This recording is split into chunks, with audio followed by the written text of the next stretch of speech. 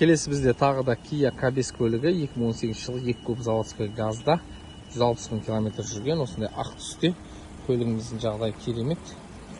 Такси болмаған, сыртында айтарлықтай замечаниялар жоқ, сызылған, майысқан жерлері жоқ.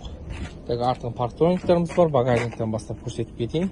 Багажниктің болттары бұралмаған.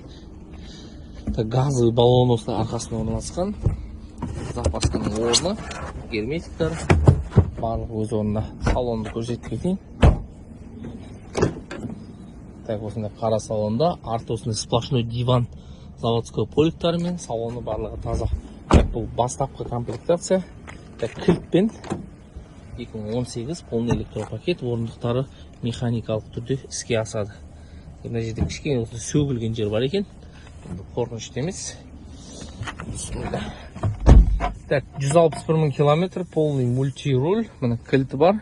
Мұнда ходовкасы.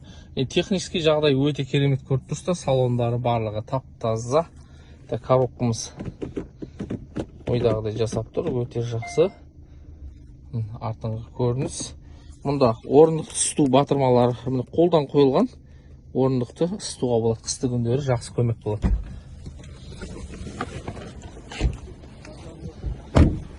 Мұнда R16 дискі, резиналарын қалды 95% өте жақсы. Штатың заводской.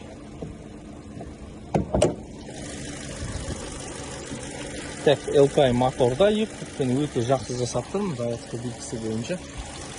Алдыңғы болттарымыз бұралмаған. Моторы өте жақсы жасап тұр. Астыңғы поддондағы заводской. Бұнда майлар ақпаған. Таза. Технический жағдай керемет. Кузовы таза. Тек багажникте вторичный класс болған екен. Ол да замена емес. Қызықтырса хабарласыңыздар.